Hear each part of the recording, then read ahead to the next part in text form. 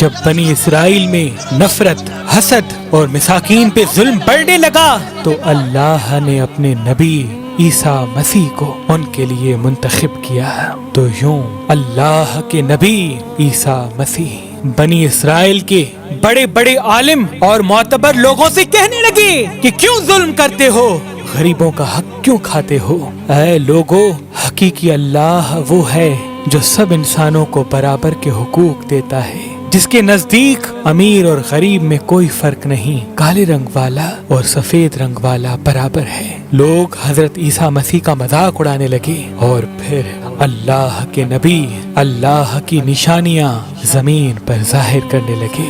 آپ کو مسیح اس لیے کہا جاتا ہے کیونکہ مسیح کا مطلب کثرت سے زمین پہ سیاحت کرنے والا یا ہاتھ پھیرنے والا، کیونکہ اللہ نے آپ کے ہاتھ میں شفا رکھی تھی۔ آپ نابینا کی آنکھوں پر ہاتھ پھیرتے تھے تو وہ دیکھنا شروع کر دیتا تھا۔ کوڑ کے مریض جس سے پوری دنیا نفرت کرتی تھی، آپ کے مبارک ہاتھ جب کسی کوڑ کے مریض پہ لگتے تھے تو اللہ کے کرم سے وہ صحت یاب ہو جاتا تھا۔ آپ مٹی کے پرندے بنا کے جب فضا میں پھینکتے تھے تو وہ مٹی کے پرندے زندہ ہو کر اڑنا شروع ہو جاتے تھے، اور جب بھی آپ کسی مردے کے اوپر ہاتھ رکھتے تھے تو وہ اللہ کے فضل و کرم سے زندہ ہو کر بولنے لگتا تھا۔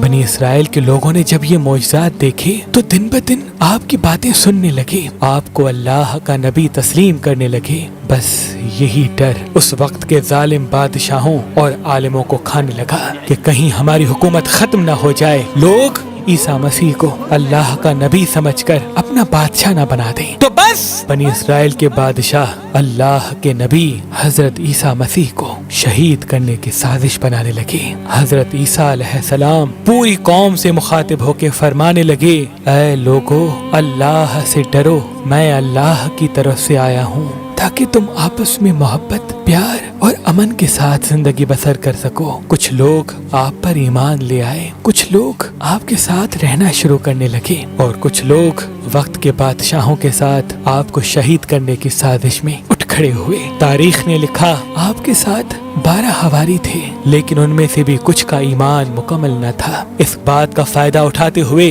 بنی اسرائیل کے عالم اور بادشاہوں نے ان حواریوں کو خریدنا چاہا۔ ان میں سے ایک جس کا نام یہودا تھا، اس نے وقت کے بادشاہ کے سامنے اپنے آپ کو بیچ دیا اور یہ کہا کہ میں تمہیں بتاؤں گا کہ عیسیٰ مسیح کہاں ہے، اور یوں یہودا ان لوگوں کے لیے جاسوسی کرنے لگا۔ ان دنوں اللہ کے نبی حضرت عیسیٰ علیہ السلام مذہبی تہوار فس منانے کے لیے بیت المقدس آئے ہوئے تھے۔ کھانا کھانے کے بعد آپ شہر سے باہر آتے ہیں اور کرشمنی نامی ایک جگہ پر رات گزارنے کے لیے ٹھہرتے ہیں۔ اپنے شاگردوں سے الگ ہو کر اللہ سے مخاطب ہوتے ہیں، اے اللہ، میں جانتا ہوں یہاں کے بادشاہ اور علماء مجھ سے نفرت کرتے ہیں اور مجھے قتل کرنا چاہتے ہیں۔ اے میرے خالق، میری مدد فرما اور مجھے ان کے شر سے نجات دے۔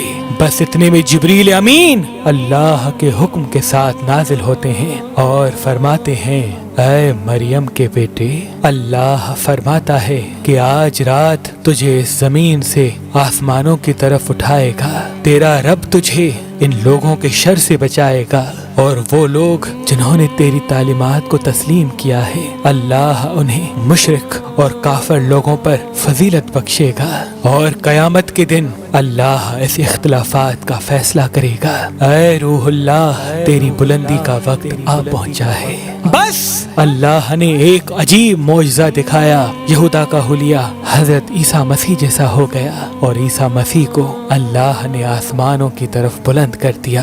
بس جیسے ہی گرفتار کرنے کے لیے بادشاہ کے لوگ وہاں آئے تو اس جاسوس یہودا کو گرفتار کر دیا، کیونکہ اللہ نے اس کی شبیہ عیسیٰ مسیح جیسی بنا لی تھی۔ اور یوں اللہ نے بنی اسرائیل کے سخت دلوں پر مہر لگا دی، اور وہ فخر سے یہ کہنے لگے کہ ہم نے مریم کے بیٹے اور اللہ کے نبی عیسیٰ کو قتل کر دیا۔ انہوں نے یہ سمجھا کہ ہم نے عیسیٰ مسیح کو سولی پہ چڑھا رکھا ہے، بلکہ حقیقت تو یہ تھی کہ وہ اس معاملے میں غلط فہمی کا شکار تھے۔ ان میں سے کچھ لوگ حیرت سے یہودا کو دیکھ رہے تھے کہ اس کا چہرہ تو عیسیٰ مسیح جیسا ہے، لیکن عیسیٰ مسیح کی کوئی بھی خوبی اس میں نظر نہیں آ رہی۔ وہ بس اپنے وہم و گمان کی پیروی کر رہے تھے۔ حقیقت تو یہ ہے کہ عیسیٰ مسیح کو انہوں نے قتل نہیں کیا تھا، کیونکہ اللہ کے نبی عیسیٰ روح اللہ کو اللہ نے صحیح سلامت آسمانوں کی طرف بلا دیا تھا اور اپنی جگہ عنایت فرمائی، اور قیامت سے پہلے اللہ ان کو پھر سے ظاہر کرے گا اور دنیا کے نزدیک حق و باطل کو واضح کر دے گا۔ بے شک وہ ہر چیز پہ قدرت رکھتا ہے، بے شک وہ ہر چیز پہ قدرت رکھتا ہے۔